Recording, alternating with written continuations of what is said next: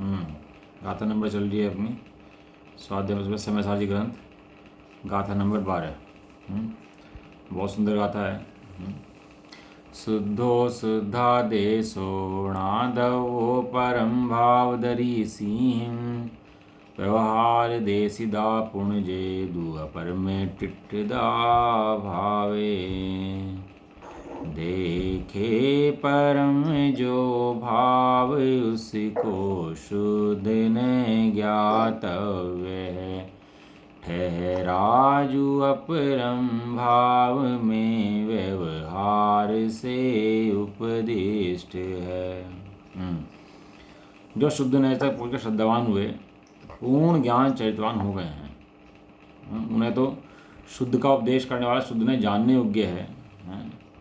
और जो जीव अपरम भाव में बैठे हैं, नीचे के भाव में बैठे हैं, साधक अवस्था में स्थित नहीं है, वे व्यवहार ने द्वारा उपदेश करने योग्य हैं। इस तरह गाथा नंबर 12 अपनी चल रही थी और इसके अंदर अपना पहले चल रहा था। क्या बात चल रही थी अपनी?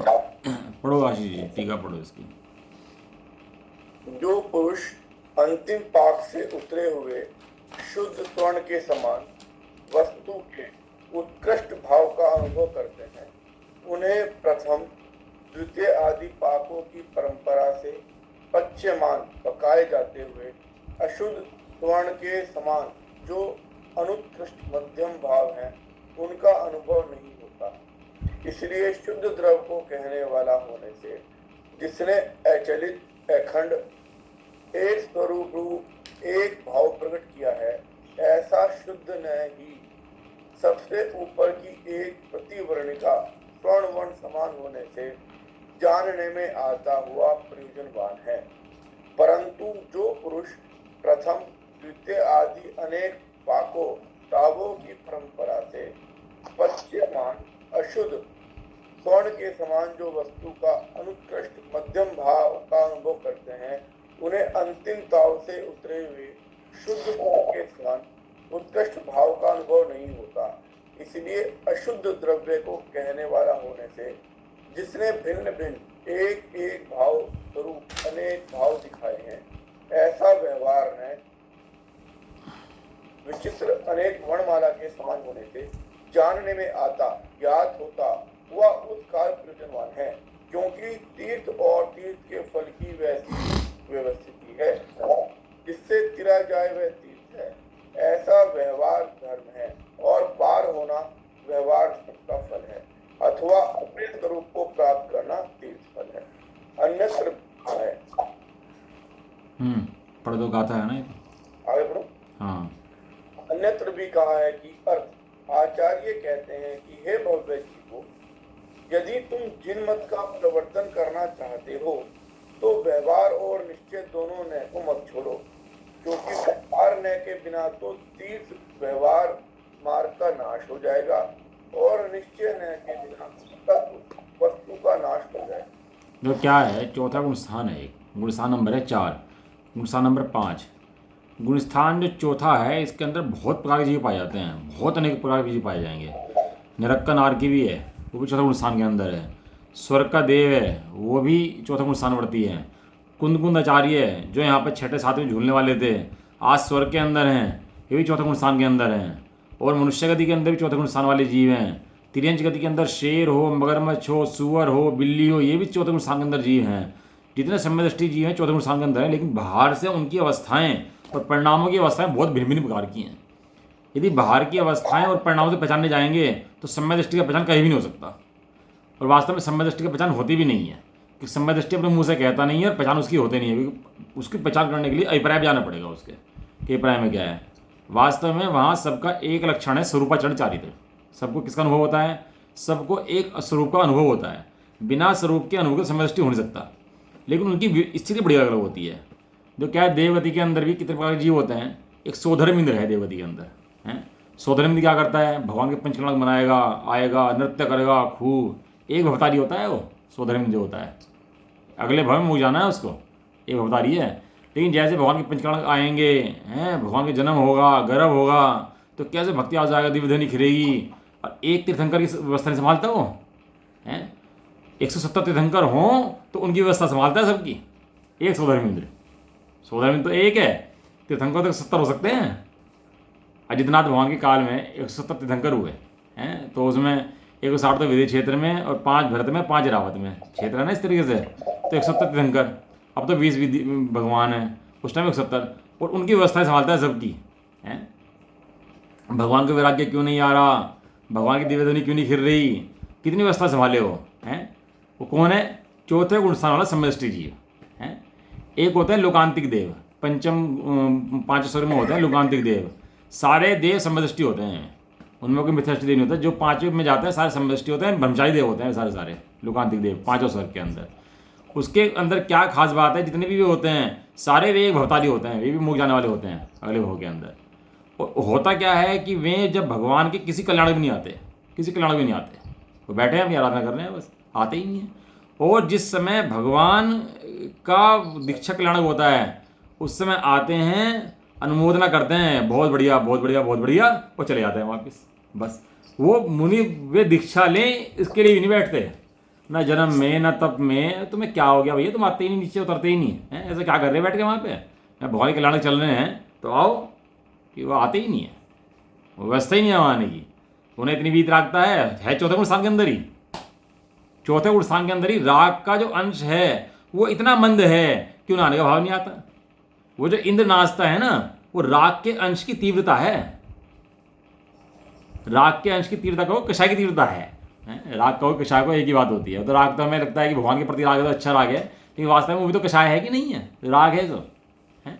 वो लोकांतिक देव आने का भाव आता ही नहीं। वे आते हैं और तब कल्याण की अनुमोदना करते हैं और वापिस चले जाते हैं, जाते ही नहीं, आते ही नहीं, वहीं लगे रहते हैं। कौन से गुण स्थान के अंदर है? चौथे गुण स्थान के अंदर है ये भी। और चलो ऊपर सर्वार सिद्धि पहुंच जाओ। सर्वार सिद्धि के अंदर जितने देव हैं कौन से गुण स्थान के अंदर हैं? वे सब चौथे गुण स्थान के अंदर हैं, क्योंकि देव गति के जितने जीव हैं वे चौथे गुण स्थान में रह सकते हैं। नरक के जितने जीव हैं चौथे गुण स्थान के अंदर रहते हैं। नरक में और स्वर्ग में इससे ऊपर गुण स्थान है ही नहीं। त्रियंचों का चौथा गुण स्थान हो सकता है, 5 गुण स्थान हो सकता है, 2 गुण स्थान त्रियंचों के हो सकते हैं। और जो महिलाएं होती हैं, आर्यकाएं होती हैं, उनके भी 5 से ऊपर नहीं होता। शूद्र हैं, शूद्र आदि हैं, अंग भंग हैं, उनके भी 5 गुण स्थान से ऊपर नहीं हो सकता है। और ये एक केवल मनुष्य जाति के अंदर पुरुष वर्ग जो है वो भी आर्य पुरुष है, अंग भंग आदि ना नहीं है, तो वो जीव चाहे तो 5 से ऊपर बढ़ सकता है, 6ठे 7वें में पहुंच सकता है। और यदि ये काल चौथा है और उच्च सैनन है तो श्रेणी भी मान सकता है, बिना उच्च सैनन के श्रेणी नहीं मान सकता है। श्रेणी मानने के लिए उच्च सैनन चाहिए, ये तो श्रेणी नहीं मान सकती। तो अपनी बात चली थी अहमेंद्र देव, जो सबसे ऊपर का स्वर्ग है, जो सिद्ध शिला के बिल्कुल नीचे है। अहमेंद्र माने सब अपने आप में इंद्र है, वहाँ का कोई अलग स्पेसिफिक व्यवस्था नहीं है ऐसी कि भैया तुम इंद्र के इनके बॉस हो, तुम नीचे हो, तुम ऊपर हो, ऐसी व्यवस्था नहीं है। ऐसी व्यवस्था नीचे के स्वर्गों में तो है कि तुम ऊपर हो, तुम नीचे हो, लेकिन वहाँ ऊपर के स्वर्गों में ऐसी व्यवस्था नहीं है। वहाँ तो क्या है, सब अहमेंद्र है, सबके अपने साम्राज्य बसे में है। अहमेंद्र क्या है, वो भगवान के कल्याण को आता ही नहीं है, वो तप कल्याण में नहीं आता, ज्ञान कल्याण में नहीं आता, वो बैठे रहते हैं बस वहाँ चर्चा करते रहते हैं अपनी, और उन्हें आने का भाव ही नहीं आता वहाँ से उठ करके। कौन से गुण स्थान में है? चौथे गुण स्थान के अंदर। नरक का नारकी है, वो लड़ रहा है, झगड़ रहा है, कोई उसको मार रहा है तो प्रतिकार भी कर रहा है, और कदाचित हिंसा भी चल रही है, सब चल रहा है। कौन से गुण स्थान में? चौथे गुण स्थान के अंदर है। तो छाई समदृष्टि हो तो नरक में नहीं जाता, क्योंकि छाई समदर्शन बना रहता है तो नरक में जाता है। देखिए 6 औपशमिक और औपशमिक है तो छूट जाता है सम्य दर्शन, और छूट के बंद हो जाता है। कहता है सम्य दृष्टि को बंद नहीं होता, तो सम्य दर्शन जब तक रहेगा तब तक बंद नहीं होगा। सम्य दर्शन छूट जाएगा तो बंद हो जाएगा नरक का।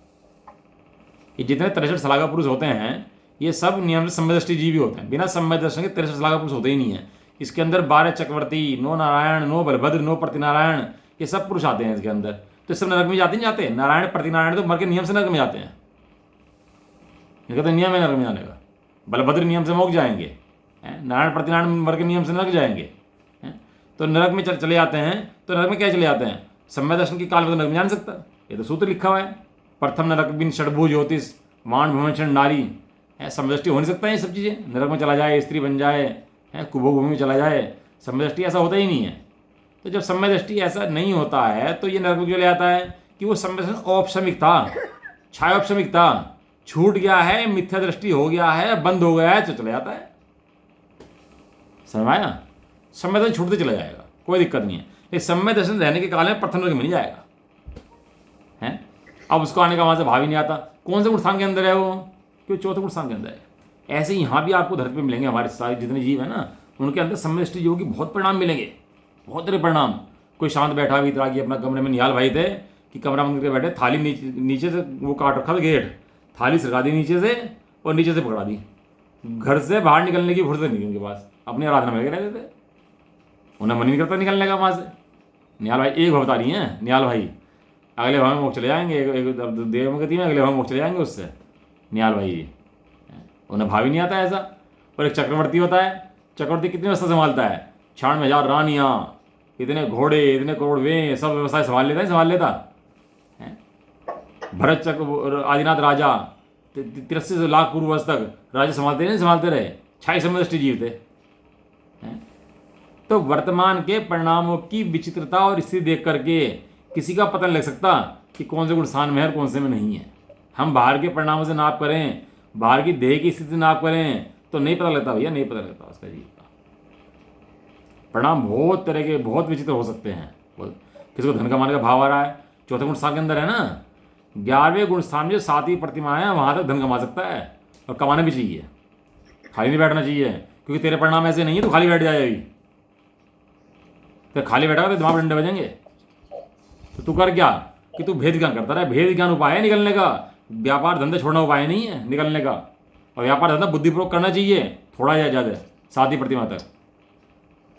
जो 5वां गुण स्थान है उसके अंदर 11 प्रतिमाएं हैं, और 5वां गुण स्थान के अंदर सारे जीव पंचम गुण स्थान वर्ती हैं, और सबको अप्रत्यक्षान मन कषाय का अभाव है। 5वां गुण स्थान में जितने जीव है ना, सबको अप्रत्यक्षान मन कषाय का अभाव है। अप्रत्यक्षान मन कषाय होने पर भी सबकी विशुद्धि बड़ा फर्क है। वो राग की मंदता, राग की तीव्रता खेल है, लेकिन वहां अपनी आत्मा के अनुभव के परिणाम में कोई फर्क नहीं है। तो सबकी वो सम्यदृष्टि आप वर्तमान के राग से देखोगे ना तो समझ नहीं सकते उसको, क्योंकि राग तो बाधक है, राग तो बंधन है। राग से वीतरागता का निर्णय कैसे होगा? राग से वीतरागता हो कैसे जाएगी? तो राग के परिणाम है। अब देह की क्रिया, मन की क्रिया, वचन की क्रिया, काय क्रिया, ये सब पुतली क्रिया हैं। मन के अंदर कषाय बन जाए वैसे बैठे बैठे भी तुम रोक नहीं पाओगे। अभी बैठे बैठे कषाय बन जाए, अभी याद आ जाए किसी की दुष्शत्रु की, किसी की पुरानी बातों की, किसी की कैसी भी याद आ जाए, अभी परिणाम खराब हो जाएंगे। तो समय से थोड़ा हो जाता है उससे।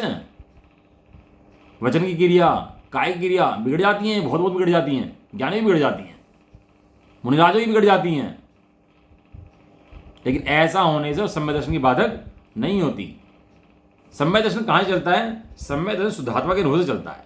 वहां राग तीव्र मंद हो सकता है चौथे गुण स्थान वाले का, लेकिन शुद्धात्मा जो चढ़ता है वो स्वानुभव से चढ़ता है। स्वरूप का अनुभव नहीं है तो चौथा गुण स्थान नहीं आता। फिर राग तीव्र मंद हो सकता है, फिर 5वें जब चढ़ता है तो वहां राग थोड़ा मंद हो जाता है। इसलिए देवों के 5 गुण स्थान नहीं होता, क्योंकि उनमें राग की तीव्रता रहती है। 5वें गुण स्थान में कमाने खाने वाला व्यक्ति इतना तीव्र रागी नहीं है जितना देवगति का जीव तीव्र रागी है। सर्वार सिद्धि में बैठा हुआ जीव तीव्र रागी है, और यहाँ बैठा हुआ जो ये श्रावक है ना, ये कम रागी है। गुण स्थान से देखो ना, क्योंकि वो 5 गुण स्थान के अंदर है और उसमें चौथे गुण स्थान से ऊपर नहीं है। समझ में आ रहा नहीं आ रहा, या कुछ भारी पड़ रहा है? समझ आ रहा। हाँ, ये क्या है कि ये हम क्या समझते हैं, कषाय की मंदता से खेल लगाते हैं, मन के परिणाम से खेल लगाते हैं, वचन की क्रिया से खेल लगाते हैं, काय की क्रियाओं से खेल लगाते हैं, लेकिन इससे इसका संबंध नहीं होता सम्यक दर्शन का। सम्यक दर्शन का संबंध सीधा स्वरूपाचरण से है। स्वरूप में आचरण है तो सम्यक दृष्टि है, स्वरूप में आचरण नहीं है तो मिथ्या दृष्टि है। बस इतना खेल है, चाहे कहीं बैठा हो जी। और ऐसा स्वरूप, ऐसा भी नहीं है स्वरूप बार बार होता हो जैसे मुनराजों को होता है। मुनराजों को तो हर अंतर्मुहूर्त में होता है, और जो 5 गुण स्थानवर्ती जीव होते हैं ना, उनको तो 15 दिन में होता है। लेकिन इसको जो सम्यक दृष्टि को जीव को अनुभव होता है ना, वो किसी किसी जीव को किसी किसी काल में कभी कभी होता है, और हल्का सा होता है। अब सोचे कि हम हाथ पाथ रख के बैठे और शुद्धात्मा अनुभव कर रहे, आहा मजा आ रहा है, तो शुद्धात्मा अनुभव नहीं है, भ्रम में है। चौथे गुण स्थान के अंदर ऐसा होता ही नहीं है। कभी हाथ पाथ रख के बैठे कि मैं नवीन हूँ, मैं आशीष हूँ, मैं ऐसा हूँ, आहा मजा आ रहा है, बस ऐसा विचार कर रहे हैं, मैं हूँ मैं हूँ मैं हूँ, ऐसा लगता है कभी? बैठे अपना, मेरी पत्नी है, मेरी एक पत्नी है, 2 बच्चे हैं, भूल ना जाऊँ भैया, याद रखूँ, एक पत्नी 2 बच्चे, एक पत्नी 2 बच्चे, डेली सुबह जॉब करनी चाहिए, एक पत्नी 2 बच्चों की, भूल गया तो? ये श्रद्धान के लक्षण हैं। जैसी जैसी बाहर में लगाता है ऐसी यहाँ लगा। अब यहाँ क्या करता है, हाथ पाथ करके बैठेगा, पूजा पाठ करेगा तो धर्मात्मा समझ लेगा, परिणाम बंद हो जाएंगे, धर्मात्मा समझ लेगा अपने आप को। जबकि अहम पने वो श्रद्धा गुण की एक समय के पर्याय का बदलने का नाम समय दर्शन है। और श्रद्धा की पर्याय तो बदलती नहीं है, और अपने को कहीं और से समय दृष्टि मान लेता है। जब कहीं और से समय दृष्टि मान लेता है तो वास्तविक खोज खत्म हो जाती है। ये पुलिस वाले होते हैं ना, कोई चोर पकड़ लिया गलत, अब फाइल बंद कर दी, तब असली चोर पकड़ में आएगा? फाइल तो बंद कर दी। इस तरीके से क्या करा, वो मन की क्रियाएं, वचन की क्रियाएं, परिचय तो जीव को अनादिकाल से उसी का है ना। मन का, वचन का, काय का, इंद्रियों का, कषायों का, अनादिकाल से जीव को इन्हीं का परिचय है, इसलिए सुलभ नहीं है। और करना क्या है, केवल एक शुद्धात्मा को, अब अहम पना, मैं शुद्धात्मा हूं, बस ऐसा सुनना है, समझना है, जानना है, मानना है। इसके अलावा किसी का नाम धर्म कि नहीं है भैया, वो होने योग्य राग स्वयं होगा। सर्वार सिद्धि में जाना है तो सर्वार सिद्धि में जाएगा, राग नहीं होना तो नहीं होगा, स्वधर्मी बनना होगा तो बनेगा, और जितना राग आना होगा तो आएगा। तू उस राग का करता नहीं है। ज्ञान तेरे अंदर से नहीं राग तेरे अंदर से नहीं आता, राग कर्मों में से आता है। राग का करता ज्ञान ही कर्म है। राग, ये राग जो आता है ना, जितना राग आता है भक्ति का, पूजा का, पाठ का आता है, तो ये कर्मों का कार्य है, मेरा कार्य नहीं है। मेरा कार्य ज्ञान कार्य है। मैं ज्ञान करूं कि राग करूं? अब राग का करता अपने को समझ लेता ये तो मिथ्यात्व है। बहुत जीव भैया 11 प्रतिमाएं होते हैं, 11 प्रतिमा के तो बहुत भेद होते हैं। ब्रह्मचर्य प्रतिमा तक तो घर में रह सकता है, कमा सकता है, शादी कर सकता है बच्चों की, अपनों की। ब्रह्मचर्य बच्चे पैदा कर रखे हैं, तो प्रतिमाधारी का बन गया, 5 साल में बार बार आत्मा का अनुभव कर रहा हर 15 दिन में। अब बच्चों क्या करेगा? शादी कर सकता है बच्चों की, व्यवस्था समझ सकता है। ये गुणस्थान के बढ़ चढ़े बिना भैया काम नहीं बनता। गुणस्थान चढ़ते नहीं है और सोचता है वितरागी हो गया, तो ऐसे वितरागी थोड़ा ना होता है। चौथे गुणस्थान में बहुत काम हो जाते हैं। राजा बन जाए, नगर को पाल दे, हैं चेयरमैन बन जाए, कुछ ही बन जाए, और बन सकता है, और बन के फिर पूरी व्यवस्था संभाल सकता है नगर आदि की। चौथा गुणस्थान भंग नहीं होता उससे। अणुव्रत आदि तो पंचम गुणस्थान में होते हैं, चौथे गुणस्थान में अणुव्रत आदि नहीं होते। चौथे गुणस्थान में शुद्धात्मा हूँ ऐसा अनुभव होता है, ऐसा जानता है, ऐसा मानता है। अनुभव भी किसी को कभी किसी काल में हो जाता है, कभी कभी होता है, वो भी हमेशा नहीं रहता। वितरागी नहीं हो जाता यहाँ पर ही आके बैठ गए। लेकिन हाँ इतना जरूर है, इसको आत्मा सुन के प्रसन्नता होती है, आत्मा को जानना चाहता है, सुन के प्रसन्न होता है, चित्त होता है, प्रसन्न होता है इसका कि ओहो मैं शुद्धात्मा हूँ, ऐसा जान करके इसके चित्त में खिलावट आती है, मायूस नहीं रहता, और अपना निर्णय बदलता है इसका कि जैसी देह में प्रतीति है वैसी ही प्रतीति आत्मा की प्रति हो जाती है। जैसी अहम बुद्धि देहादि में है वैसी अहम बुद्धि शुद्धात्मा हो जाती है। ऐसा निर्णय तो बराबर करता रहता है, भेद ज्ञान चलता रहता है। इतना भेद ज्ञान ना चले तो सम्यक दृष्टि नहीं होता, और सब कुछ कर ले और इतना भेद ज्ञान ना चले तो सम्यक दृष्टि नहीं होता। सजाए गुणस्थान के अंदर भैया चढ़ता कैसे है कि गुणस्थान में अपने को गुणस्थान में देखे तो गुणस्थान नहीं चढ़ते, गुणस्थानों से रहित अपने को शुद्धात्मा देखे तो गुणस्थान चढ़ते हैं। और अपने को देख रहे गुणस्थान वाला हूं मैं, चौथे गुणस्थान वाला हूं, मान ले अपने को, तो गुणस्थान नहीं तो पहले गुणस्थान में है भैया। क्योंकि जितने गुणस्थान चढ़े हैं उन्होंने गुणस्थान से रहित अनुभव कराया अपने आप को। यदि गुणस्थान में अनुभव कर ले तो मिथ्या दृष्टि है भैया, तो खुद कहा गुणस्थान अतीत है। मंगण गुंठाणी चौदसी हवंती तया शुद्धनया विण्णया संसारी सभ्य शुद्धाव सुधनया। गाथाएं पढ़ो तो आचार्य खुद खुला कह रहे। अभी तो दूसरे से पूछता है तो सम्यक दृष्टि है कि नहीं है भाई, अब वो कहते हैं हमारी सम्यक दृष्टि तो महिमा आती है, और कहते हैं मिथ्या दृष्टि तो मिथ्या दृष्टि है, और खुद ही अपने निर्णय लगा लेगा कि ये मिथ्या दृष्टि है, सम्यक दृष्टि है। और अपने ग्रुप में होंगे, अपने को सुनने वाले होंगे तो सारे सम्यक दृष्टि, और कोई दूसरे को सुनता होगा सब मिथ्या दृष्टि। ऐसे कल्पना करके बैठा है जी कि जो मुझे सुनने वाले, मुझे मानने वाले हैं, हम सब साथ के ग्रुप के हैं। आजकल बड़ी चल रही है परंपरा, सब ग्रुप के इकट्ठे हो जाते हैं, और चलो इकट्ठे हो जाए कोई दिक्कत नहीं है, स्वाध्याय करने कोई दिक्कत नहीं है। मान्यताओं में ऐसा पड़ा है कि जो मैं और मेरे ग्रुप के मानने वाले हैं वे तो सारे सम्यक दृष्टि हैं, और जो इसे दूसरे को सुनने वाले हैं, ये सुनने वाले हैं, सब मिथ्या दृष्टि है। ये बड़ी आजकल बड़ी समस्या चल रही है, वो बड़ी सब ग्रुपिंग चल रही है आजकल। ये हम तो बैठते रहते हैं, उठते रहते हैं, तो बहुत बड़ी समस्या चल रही है ग्रुपिंग की आपस में। मुमुक्षुओं में ही आपस में ग्रुपिंग चल पड़ी। अरे सारे भैया शुद्धात्मा की बात पढ़ा रहे हैं, शुद्धात्मा सुन रहे हैं, शुद्धात्मा पढ़ा रहे हैं, तो समस्या क्या है इसके अंदर? कोई समस्या नहीं है, किसी को भी सुनो, शुद्धात्मा की बात बताने वाले किसी को भी सुनो। मिथ्या दृष्टि है तुमसे भी सुनो, तुम्हारा तो प्रयोजन सिद्ध हो रहा है ना, और मिथ्या दृष्टि है तो तुम्हारी दिक्कत क्या है? नहीं वो मिथ्या दृष्टि है तो तुम्हारा भी बिगड़ गया। तुम्हें शुद्धात्मा सुना नहीं सुना रहा, डॉक्टर शराब पी रहा और कैंसर का इलाज कर रहा, और तुम्हें कैंसर की बीमारी है, नहीं नहीं इसी डॉक्टर से इलाज नहीं करता मैं, ये तो शराब पीता है। अब तुझे क्या फर्क पड़ रहा भैया, तो अपना इलाज करा। शुद्धात्मा की बात करने वाले सुनाने वाले विरल हैं इस काल के अंदर।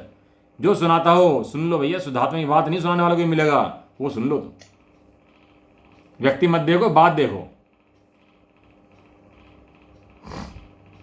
इसलिए जो सम्यक दृष्टि है उसके विभिन्न प्रकार के राग के परिणाम हो सकते हैं, बहुत प्रकार के परिणाम हो सकते हैं, और सम्यक दर्शन भी रह सकता है, क्योंकि सम्यक दर्शन देह से विधिज्ञा का नाम है। बाहर की क्रियाओं को बदलने का नाम सम्यक दर्शन नहीं है। बाहरी क्रियाएं बहुत हो सकती हैं। किसी वेश्या को सम्यक दर्शन हो जाए, बताओ कैसे कैसे होगा, बताओ। तो सम्यक दर्शन नहीं हो सकता उसको। चांडाल को हो जाए, भील को हो जाए, किसको हो जाए सम्यक दर्शन, कैसे करेगा फिर बताओ। क्या शटावशक पाने लगेगा कि क्या कर लेगा वो, व्रत लेगा, नियम लेगा, क्या कर लेगा वो। और एक एक परिणाम के बल से ऐसे ही जीव मोक्ष सब चले जाते हैं, फिर निकले मोक्ष चले जाते हैं, बढ़ जाता है जीव ऐसे ही। ये जो बना भ्रांति है ना, कि अपनी मन के अंदर सेटिंग बिठा ली कि ऐसा ऐसा ऐसा ऐसा होगा तो सम्यक दृष्टि, और अब दूसरे संबंध में नहीं, अपने संबंध में भी कि ऐसा ऐसा ऐसा ऐसा मैं हुआ तो सम्यक दृष्टि, मैं सम्यक दृष्टि नहीं। वो रावण और लक्ष्मण नरक में चले गए। तीसरे सीता का जीव, पतिंद्र का जीव, 16वें स्वर्ग में पतिंद्र, वहां से उतर के आया तीसरे नरक के अंदर और जाके संबोधन करा, सम्यक दर्शन द्वारा प्राप्त करा दिया उसको। रावण को लक्ष्मण को दोनों को प्राप्त कराया ना, दोनों सम्यक दर्शन प्राप्त करा दिया वहां पर जाकर के। कहां से उतर के आया, स्वर्ग से उतर के आया। कैसे कैसे जीव के परिणाम होते। एक घर में 3 जने, लक्ष्मण सीता राम हैं, एक गया नरक में, एक जा रहा मोक्ष में, एक जा रहा स्वर्ग में, और साथ रह रहे, और दूसरे के प्रति कितने परिणाम एक दूसरे के।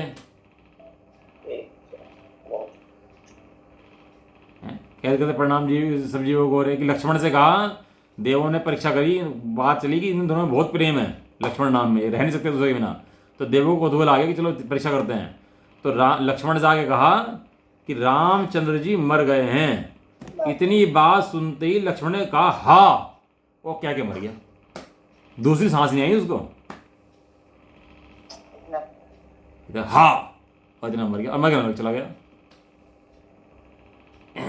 क्या कर सकते हैं हम, बाहर से नाप पाते हैं स्वर्ग में जाएगा, नरक में जाएगा, सम्यक दृष्टि है कि नहीं है, इसके परिणाम कैसे हैं, ये कैसे परिणाम करता है। हमारा नाम उसके परिणामों से, उसके भव से, उसके मन से, वचन से काय चलता है। जबकि ज्ञानियों का नाम वहां से नहीं चलता, ज्ञानियों का नाम उसकी आत्मानुभूति से चलता है कि आत्मानुभूति जीव में जीव है कि नहीं, आत्मानुभूति बात भी करता है कि नहीं करता। धन्य है वे जीव जो इस काल के अंदर आत्मानुभूति की बात भी करते हैं। ऐसा आया, अरे आत्मानुभूति बात तो कर रहा है, नहीं नहीं इनसे हमारी मैचिंग नहीं बैठती, इनसे हम बात नहीं कर सकते, इनसे हम सुन नहीं सकते। अपनी कषाय को आगे रखता है और धर्म को पीछे रखता है, जबकि धर्म को आगे रखना था, कषाय को पीछे रखना था। तो ये मैंने थोड़ा सा गुणस्थान के बारे में बताया, थोड़ा था भी इसके अंदर मैटर कि गुणस्थान जो है इसके अंदर अनेक प्रकार के जीव एक ही गुणस्थान मिल सकते हैं। चौथे गुणस्थान के अंदर बहुत प्रकार के परिणामों के जीव मिलते हैं। 5वें गुणस्थान के अंदर बहुत प्रकार के परिणामों के जीव मिलते हैं, और प्रत्येक को व्यवहारने को है अनुपादेय मानता है, और शुद्धने को उपादेय जानता है, और शुद्धात्मा को पूर्ण उपादेय जानता है। ये खास बात तो इसके अंदर एक जरूर सबके अंदर मिलेगी, कॉमन। सारे मिथ्या दृष्टि के अंदर कॉमन बात मिलेगी कि सारे समय दृष्टि आदमी बात सुनना पसंद नहीं करते। सारे मिथ्या दृष्टि के अंदर कॉमन बात मिलेगी। ये कॉमन थिंग है। बाहर की बात सुनता है, करता है, उसकी बात नहीं कर रहे। सब मिथ्या दृष्टि के अंदर कॉमन थिंग कि शुद्धात्मा की बात सुनना पसंद नहीं करेगा, और सब में समय दृष्टि होने वाले हैं, समय दृष्टि हैं, उनके अंदर कॉमन थिंग कि शुद्धात्मा की बात सुनते प्रसन्न हो जाता है। शुद्धात्मा की बात आती है, अपनी बात आती है, आराधना में एकदम चित्त लग जाता है, भगवान को देखते प्रसन्न हो जाता है। ये कॉमन बात मिलेगी। यदि इतनी कॉमन बात नहीं है तो मिथ्या दृष्टि है, इतना डिफरेंस मिलेगा। बाकी परिणामों के अंदर, उनके औद्योगिक परिणामों के अंदर, कषायों के अंदर, राग के अंदर कितनी मंदता है और कितनी तीव्रता है, वो सब कर्मों का कार्य है, वो सब शुद्धात्मा का कार्य नहीं है। शुद्धात्मा का कार्य शुद्धात्मा को अनुभव करना है। महाराज शेडिंग थे, अब तो पहले नरक में है, 7वें नरक का बंद किया था, वो पहले नरक में पहुंच गए। क्या हो रहा होगा हमारे पास जी पहले नरक में, वहां पर बैठाया जा रहा होगा, समय दृष्टि है, जब सिंहासन में बैठी है, वही मारकाट हो रही होगी। हाँ नहीं, आप तो समय दृष्टि, आप सिंहासन में बैठी है, पूजा हो रही होगी और पाठ हो रहे होंगे, क्या हो रहे होंगे वहां पर बताओ। और जब उन्हें मारा काटा जा रहा होगा तो वे क्या कर रहे होंगे भाई, विरोधी हिंसा तो कर रहे होंगे। विरोधी हिंसा है, प्रतिकार का रोध है, रोक तो रहे होंगे। कोई कील बना के दीवार में ठोक रहा होगा, कोई कढ़ाव में तल रहा होगा, कोई टुकड़े कर रहा होगा, छाई समझती जी में ऐसा कहने पे भी कहते हैं सम्यक दृष्टादि नरकादिक में भी अपूर्व शांति पावे। सम्यक दृष्टि नरक में शांति में है और मिथ्या दृष्टि स्वर्ग के अंदर कलेश में है। ये गणित जिस दिन समझ में आ जाएगा ना उस दिन समझ लो सोचने का नजरिया बदल जाएगा। ये ज्ञानी होता है, जब ये ज्ञानी को भी जब अंतिम समय आया ना, अंतिम समय जब बातें पढ़ो तो आपको बड़ा आनंद आएगा उनकी बातें पढ़ने में। कहाँ जाके बैठ के विचार करते हैं। सम्य दृष्टि क्या करता है? सम्य दृष्टि नरकादि में अपूर्व शांति पा रहा है। कैसे शांति पा रहा? कि उसे निर्णय है मैं शुद्धात्मा हूं, इस बल से शांति है कि मेरा कुछ नहीं बिगड़ रहा, मेरा जन्म मरण नहीं है। कषाय में चिल्ला तो रहा है, रो भी रहा है, मर भी रहा है, मार भी रहा है, ये बात तो बराबर है। लेकिन श्रद्धा के अंदर ऐसा कहीं नहीं है कि मैं मर जाऊंगा। ये श्रद्धा के अंदर जो बल है ना, मैं मर जाऊंगा नहीं मर जाऊंगा, वो अहमपना जो उसके अंदर नहीं है, उसका सुख वो सदाकाल भोग रहा है। उसका सुख सदाकाल उसके जीवन में चल रहा है। और वो जो देव गति का जीव है वो भले ही सुख में बैठा हुआ है, लेकिन अंदर में उसके जब भोग छूटते हैं, भोग जा रहे हैं, भोग आ रहे हैं, तो उसको क्या लगता है कि मेरे भोग हैं, मेरे भोग जा रहे हैं, मेरे भोग आ रहे हैं। तो वो जो मैं पना जोड़ता है उसके अंदर कि मैं मर रहा हूं, मैं जी रहा हूं, तो इससे महाकलेश पाता है और वहां स्वर्ग के भोग भोगता होता एक इंद्रिय में आ जाता है। वैमानिक देव भी हो और मिथ्या दृष्टि में हो जाए चला जाए तो एक इंद्रिय में आ जाए। आप विचार करो ना कि कहां से निर्णय श्रद्धा गुण की एक समय की पर्याय जो उसके अंदर बैठी है, जिसने निर्णय कर लिया है कि मेरा जन्म मरण नहीं होता है, तो वो बात वहां से शुरू होती है। और यदि इतना निर्णय ना हो तो मिथ्या दृष्टि कहलाए, क्योंकि वो उसे लगता है कि मैं मर रहा हूं, मेरा नुकसान हो रहा है, मेरा चला गया, मेरा आ गया। सारा खेल श्रद्धा की एक समय की पर्याय का है भैया, भाई किसी का नहीं। ज्ञान और चारित्र की ताकत ही कोई नहीं है। ज्ञान चारित्र की ताकत नहीं है। श्रद्धा की पर्याय में यदि सम्यक दर्शन है तो संसार में टिकने नहीं देगी, और श्रद्धा की पर्याय के अंदर मिथ्या दर्शन है तो मोक्ष होने नहीं देगी। तुम बाहर में कितनी क्रिया ढो कर लेना, कितनी क्रिया ढो लेना, परिणामों से देखने से मोक्ष नहीं होता भैया, शुद्धात्मा देखने से मोक्ष होता है। हम अपने परिणाम देखते हैं और दूसरे के परिणाम देखते हैं, जबकि देखने योग्य भी शुद्धात्मा है और दिखाने योग्य भी शुद्धात्मा है। अन्य कोई ना देखने योग्य है ना दिखाने योग्य है। एक शुद्धात्मा ही तीन जग का सार है। शुद्धात्मा से देख लिया उसका मोक्ष नक्की हो गया, और शुद्धात्मा से नहीं देखा उसका मोक्ष कभी नक्की हो नहीं सकता। कितना प्रयास कर ले। व्यवहार से मोक्ष होगा, व्यवहार से मोक्ष होगा, बहुत उपदेश चलता है ना। तो व्यवहार से मोक्ष होगा, व्यवहार से जो व्यवहार को उपादेय करे उसका मोक्ष कभी नहीं हो सकता भैया। जो शुद्धात्मा को ना जाने, शुद्धात्मा की बात ना करे, दोनों नए बराबर हैं। व्यवहार को भी पालो, निश्चय को भी पालो, हैं दोनों नए उपादेय, दोनों नयों को समान उपादेय जानता है। देखो सुनना मजे की बात, दोनों नयों को समान रूप से उपादेय जानता है जो मिथ्या दृष्टि है। उभयाभासी का पकड़ पढ़ना टोटमल जी का, ध्यान से पढ़ना उसको। उसमें लिखा दोनों नयों को बराबर उपादेय माने, तो भैया केला लाएगा ना तो केला भी खाना, छिलका भी खाना है। बादाम लाएगा तो लकड़ी का फोड़ेगा ना तो उसको भी खा जाना। दोनों उपादेय है ना बराबर है, दोनों बराबर उपादेय। डॉक्टर गए दवाई की शीशी लेके, ये शीशी ले लेना है, डॉक्टर कह दे ये शीशी ले लेना, तो घर जाके क्या करता है, शीशी पी ले, खा लेता है, फोड़ के उसको मरेगा, दवाई नहीं खाएगा मरेगा। कैसी व्यवस्थाएं मतलब हैं इसके अंदर है कि वहां बिल्कुल दिमाग नहीं चलाता। यहाँ कहता है व्यवहार ने भी ऐसा ही उपादेय है जैसे निश्चय है, जबकि व्यवहार ने ऐसा उपादेय नहीं है जैसे निश्चय है। व्यवहार ने को प्रयोजनवान कहा, उपादेय का छोड़ने के लिए उपादेय कहा, और निश्चय को उपादेय का ग्रहण करने के लिए उपादेय कहा। दोनों बराबर उपादेय हैं क्या? मतलब हो सकते हैं क्या दोनों बराबर उपादेय?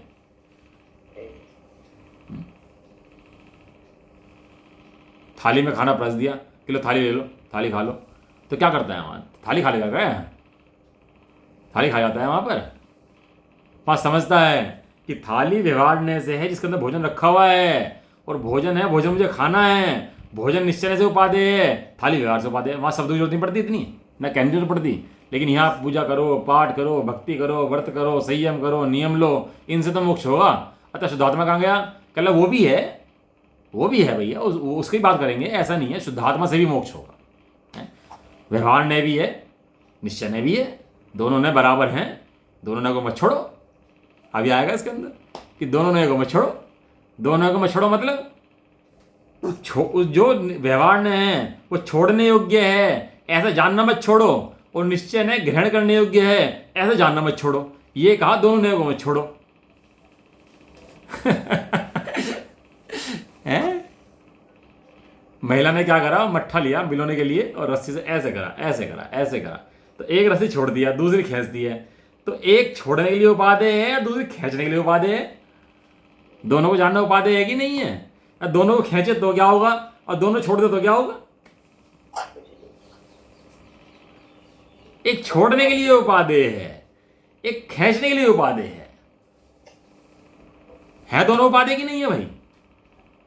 तुम दोनों को मत छोड़, तो ठीक है दोनों खींच लेते हैं, फिर होली तरह मोक्ष मार्ग हो जाएगा जो। अरे निश्चय है भैया, वो ग्रहण करने के लिए उपादेय है, व्यवहार ने है वो छोड़ने के लिए उपादेय है। ये आचार्य खुल्लम खुल्ला कह रहे। 11वीं गाथा में कहा था कि व्यवहार ने उपादेय नहीं है। 11वीं गाथा में क्या कहा था? व्यवहार ने उपादेय नहीं है, पालन करने योग्य नहीं है, ऐसा कहा, सत्यार्थ है बुधाते कहा नहीं। अब 12वीं गाथा में कहा है कि मत छोड़ो उसको भी। तो पहले तो कहते आप छोड़ो, अब कह रहे मत छोड़ो, तो क्या दो अलग अलग बात कह दी क्या आपने? कोई कंफ्यूज हो गया आप? कभी कहो छोड़ो, कभी कहो मत छोड़ो। पहले कहा था छोड़ो, अब उसने और मट्ठा छोड़ दो तो रस्सी छोड़ दी, अब खींच ले दूसरा हाथ है, तो अब क्या होगा? मिल जाएगा मट्ठा उसका। अब उसे कहा कि तू छोड़ो, ऐसा मत छोड़ो कि हाथ से छोड़ दो, छोड़ो मतलब ढीला करो उसको, उसकी दृष्टि छोड़ दो, उसमें उपादेय बना छोड़ दो, ऐसा कहा है? ऐसा। तो क्या कह रहे हैं यहां पर कि भैया व्यवहार ने जो है वो जानने में आता हो प्रयोजनवान है, जो जिन्होंने प्राप्त कर लिया है उनकी जानने में आता हो प्रयोजनवान है। यहाँ तक अपनी हो गई थी, सबसे ऊपर की परिवर्तन जानने में आता हो प्रयोजनवान है। परंतु जो पुरुष प्रथम द्वितीय आदि पाकों की परंपरा से पच्चवान अशुद्ध स्वर्ण के समान अनुत्कृष्ट मध्यम भाव का अनुभव करते हैं, उन्हें अंतिम ताव से उतरे हुए शुद्ध स्वर्ण के समान उत्कृष्ट भाव का अनुभव नहीं होता। इसलिए अशुद्ध द्रव्य को कहने वाला होने से जिसने भिन्न भिन्न एक एक भाव स्वरूप अनेक भाव दिखाए हैं, ऐसा व्यवहार ने कितने भाव दिखाए? भिन्न भिन्न अनेक भाव दिखाए। ज्ञानियों के भी कहते हैं भाई समष्टि भले तुम हो, भाई पंचमूर्त स्थान ग्रहण करो, श्रावक बनो, प्रतिमाएं लो, प्रतिमा लो तो मुनि बनो। कितने भेद व्यवहार के, असंख्यात लोक प्रमाण भेद हैं। मतलब एक लोक लगाओ, एक लोक के अंदर कितने असंख्यात प्रदेश, फिर दूसरा लोक लो असंख्यात प्रदेश, तीसरा लोक लो असंख्यात प्रदेश, ऐसे असंख्यात लोक लो तो कितने प्रदेश हो गए? इतने तो इन परिणामों को भेद है। किसे पकड़ेगा तू जाके? किसे रोकेगा? एक समय बाद तो पर्याय बदल जाती है। जिस पर्याय को जिस काल में आना है उस काल में वो समय आ रही है। तू क्या करता है उसके अंदर? कषाय की आ रही तो कषाय की आ रही है, राग की आ रही तो राग की आ रही है। तू क्या करता है? तो शुद्धात्मा है कि पर्याय वाला है? तू बदलने वाला है कि तू रहने वाला है? अब वो ऐसा लगता है कि मैं ही बदल गया, मैं ही हो गया। ये बहुत भेद है व्यवहार के। इसके अंदर व्यवहार के इतने भेद हैं कि एक एक भाव बदलते ही दिखाता है कि नहीं ये बढ़िया, अब ये नहीं ये बढ़िया, अब ये नहीं ये बढ़िया, अब एक समय बाद वो हो जाएगा। अभी पहली प्रतिमा ले ले कोई है, अब फिर कहे कि दूसरी प्रतिमा लो, तो तुमने कहते पहली प्रतिमा उपादेय है अभी, और दूसरी प्रतिमा में पहुंच गए, हमने पहली प्रतिमा ले ली। क्या पहली प्रतिमा है? जब तूने ले ली तो पहली हे है, दूसरी उपादेय है, अब आगे बढ़ जा। तो व्यवहार ने तो बहुत तरह के भेद दिखाएगा, लेकिन निश्चय ने के अंदर भेद नहीं होता। भेद करे सो व्यवहार है और भेद ना करे सो निश्चय है। एक वस्तु में भेद भी भेद कर दे ना, अनंत गुणों का श्रद्धा ज्ञान चाट का भेद कर दे, सूक्ष्म भेद भी कर दे, तो भी अच्छा कहते हैं व्यवहार हो गया, क्योंकि एक शुद्धात्मा के अंदर भेद नहीं है। इसलिए वो अनेक प्रकार का है व्यवहार ने, बहुत प्रकार की बातें करता है व्यवहार ने। तो क्या हुआ कि वो द्रव्य के बारे में बताता है, अशुद्ध के बारे में बताता है, तो विचित्र अनेक वर्णमाला के समान होने से जानने में आता हुआ उस काल प्रयोजनवान है। जानने में आता हुआ कि करने में करने योग्य करता हुआ? जानने में आ रहा है, जानने में आगे प्रयोजनवान है। ज्ञान तो जानता ही है, ज्ञान में सब जानने में ही आ रहा है, ज्ञान करता तो है नहीं, जानने में आता हुआ प्रयोजनवान है, करने योग्य प्रयोजनवान नहीं है। अब एक एक शब्दों का वर्म समझो आचार्य देव का तो समझ आ जाएगा कि क्या कहना चाह रहे हैं। व्यवहार न करो, व्यवहार न करो, व्यवहार न करो, व्यवहार खाएगा रखेगा कहाँ धरेगा व्यवहार न को?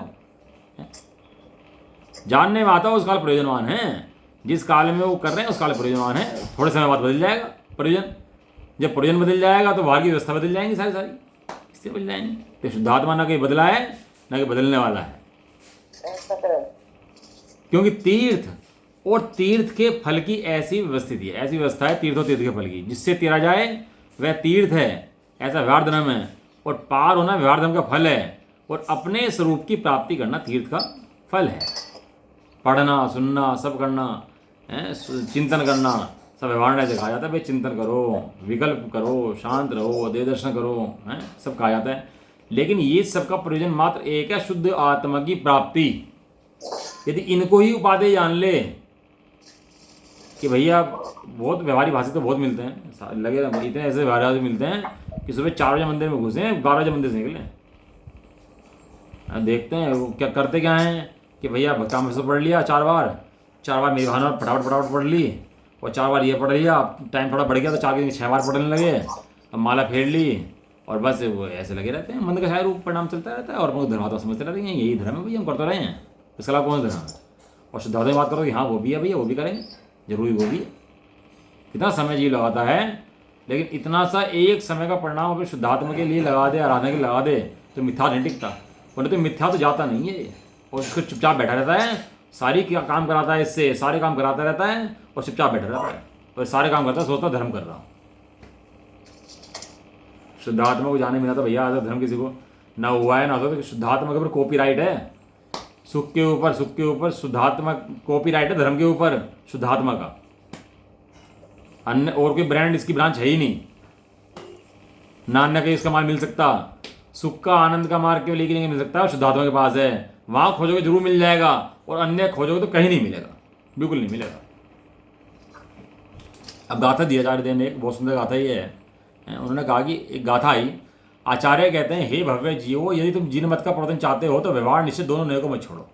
इसका बहुत बहुत वे लोग जो व्यवहारवासी है अवलंबन पकड़ते हैं कि देखो देखो ये लिखा ये लिखा ये लिखा, क्योंकि बहाना चाहिए ना कुछ ना कुछ, तो उनको भी करने के लिए तो कुछ ना कुछ चाहिए ना, तो ये लोग निकालते हैं गाथाएं ऐसी ऐसी, तो कहते हैं देखो वो लिखा, व्यवहार ने निश्चित नए को दोनों में छोड़ो, हैं,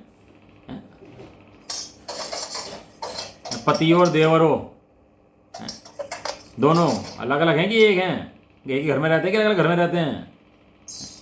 अब तो क्या कहते हैं, बड़े पापा छोटे पापा कहने लगे ना, जो अपने वो जो ताऊ जी हैं, तो बड़े पापा कहने लगे, छोटे पापा कहने लगे हैं, तो पापा कह रहा था पापा हो गया क्या वो ऐसे ही पापा है क्या जैसे तेरे पापा है, तो तुझे इसने पैदा करा के छोटे पापा बड़े पापा ने हैं? लेकिन वहां समझता है कि मैं इन्हें व्यवहार से पापा कह रहा हूं, घर में रहते हैं एक, इसलिए पापा कह रहा हूं। व्यवहार धर्म को धर्म किस लिए कहा, क्योंकि इसके साथ में निश्चय धर्म रहता है, इसलिए धर्म कहा है। वास्तव में निश्चय धर्म का उसके अंदर अंश भी नहीं है, व्यवहार धर्म के अंदर निश्चय धर्म का अंश भी नहीं है। तो दोनों नयों को मत छोड़ो, दोनों नयों को मत छोड़ो, मत क्या मतलब था, पकड़ लेता है कि व्यवहार नय को छोड़ने योग्य है ऐसा मत छोड़ो, और निश्चय नय ग्रहण करने योग्य है ऐसा मत छोड़ो, क्योंकि व्यवहार के बिना तीर्थ व्यवहार मार्ग का नाश हो जाएगा, व्यवहार मार्ग का नाश हो जाएगा, और निश्चय के बिना तत्व वस्तु का नाश हो जाएगा। व्यवहार ने निश्चय के बिना वस्तु नहीं टिक पाएगी, वस्तु का नाश हो जाएगा, मतलब वस्तु का नाश तो होता नहीं है, लेकिन नया मने जो वस्तु को समझाए, नया मने समझाने की कथन शैली, वस्तु तो वस्तु रहेगी लेकिन तू समझ नहीं पाएगा। और दूसरी बात सुनो, समझो, देखो माझी बात, लास्ट बात बता रहे कि ये जो हम समझ रहे हैं ना शुद्धात्मा की बात, इससे बड़ा व्यवहार दूसरा हो नहीं सकता। व्यवहार की पराकाष्ठा है ये, इससे बड़ा दूसरा व्यवहार कभी नहीं हो सकता। इस जीव को कल्याण कराने वाला सबसे उत्कृष्ट व्यवहार, अंतिम यही है कि जीव ये समझ ले कि मैं शुद्धात्मा हूं, यही व्यवहार इसका सबसे उत्कृष्ट व्यवहार है। इसके अलावा अन्य किसी का नाम व्यवहार नहीं है। आशीष जी, इसके अलावा और कौन सा व्यवहार, इसके अलावा यदि तो किसी को व्यवहार मानता है तो व्यवहार कहां है, तो व्यवहाराभासी है, तो मिथ्या मार्गी है। तुमने तो किसी और चीज को कहा था बिल्ली जैसा शेर होता है, तो बिल्ली को शेर मान के बैठ गया, कहा था बिल्ली जैसा शेर होता है, बस रट लिया, मैं रट्टा का मार गया भैया। ये शुद्धात्मा कहा, शुद्धात्मा देखा, और बस मुंह से निकली आहा अहो, ऐसा निकला, अहो निकलते ही आनंद में हो गया। फिर भगवान के दर्शन करे, पूजा करे, स्वाध्याय करे, तरफ रहे आनंद से कि मैं कैसा हूँ, असंख्यात प्रदेशी अनंत गुणों का भंडार, एक एक प्रदेश के अंदर आनंद समाया हुआ, ऐसा अपने आप को देखकर आनंदित रहे, आनंद रहे, शुद्धात्मा वेदन करे, हो गया आनंदित। मस्ती क्या है। एक वो होता है प्रायश्चित, सुना है प्रायश्चित, प्रायश्चित किसे कहते हैं, क्यों आंटी किसे कहते हैं प्रायश्चित, अपने दोषों का प्रायश्चित करना। प्रायश्चित माने होता है प्रायचित, प्रायचित माने होता है प्रसन्न चित्त, प्रसन्न चित्त रहे, सब प्रायश्चित है। मिथ्यात्व का, मोह का, पापों का पाप कर रहा था, उसे छोड़कर अपने शुद्धात्मा में प्रसन्न है, उसका नाम प्रायश्चित है। प्रायश्चित माने दुखी होने का नाम नहीं है, प्रायश्चित माने प्रसन्न होने का नाम है। हमने समझ लिया प्रायश्चित माने भैया कोई दोष कर दिया, भैया प्रायश्चित करो, भैया प्रायश्चित लो, तो प्रायश्चित ले लिया, दुखी हो गया, भाई मैंने दोष कर दिया यार, बहुत दिक्कत है यार, है तो दुखी सा होकर प्रायश्चित ले लेता है और बस सोच रहा है मेरा प्रायश्चित हो गया। प्रायश्चित माने होता है प्रसन्न चित्त। प्रसन्न चित्त माने शुद्धात्मा की आराधना में तो प्रसन्न चित्त रहना, उसका नाम प्रायश्चित है। और ज्ञान योग तो हमेशा प्रायश्चित है, प्रायश्चित में प्रसन्न चित्त होता है, और वो तो हमेशा प्रसन्न चित्त है। रोने धोने का नाम तो यहाँ पर कि एक भी बात जैन धर्म के अंदर रोने धोने की नहीं है, प्रत्येक बात प्रसन्न होने के लिए है, प्रसन्न रहने के लिए है, सुखी रहने के लिए है प्रत्येक बात। प्रायश्चित भी दुखी होने के लिए नहीं है, प्रायश्चित सुखी होने के लिए है। समाधि भी दुख का नाम नहीं है। समाधि का कोई सुनते हैं ना, समाधि कर ली किसी ने, समाधि ले ली तो ओहो समाधि ले ली ऐसा होता है कि पता नहीं थोड़ा खेत का काम कर दिया, ओहो समाधि, मरने का लगे भैया इसका, समाधि ले ली। समाधि माने आनंद है कि समाधि माने जीवन का नाम है कि मरने का नाम है? क्यों दीपाली? समाधि तो जीने का नाम है। कैसे जीना? प्रसन्न चित्त से जीना। अब शरीर जाए तो जाए, रहे तो रहे, मुझे कोई मतलब नहीं है, इसका नाम समाधि है। अब वो देह पहले बाद में मरेगी, पहले खुद मरा जा रहा देह के साथ में। कह रहा समाधि ले ली मैंने, तूने समाधि कहाँ ले ली? तेरा तो अभिप्राय नहीं बदला, तेरा प्लेटफॉर्म भी चेंज नहीं हुआ। प्लेटफॉर्म चेंज करनी थी, गाड़ी कहीं दे दी और है, तू गलत प्लेटफॉर्म पे खड़ा हुआ है। अभी तेरा प्लेटफॉर्म ही तूने चेंज नहीं करा। प्लेटफॉर्म चेंज कर अपना। क्या प्लेटफॉर्म चेंज कर कि जो देह में तू बैठा हुआ है अपने शुद्धात्मा प्लेटफॉर्म पर आ जा, तो सही ट्रेन मिलेगी, मोक्ष मिलने वाली ट्रेन मिलेगी तेरे को। पर इसके बिना सही मार्ग पे लग नहीं सकता ऐसा।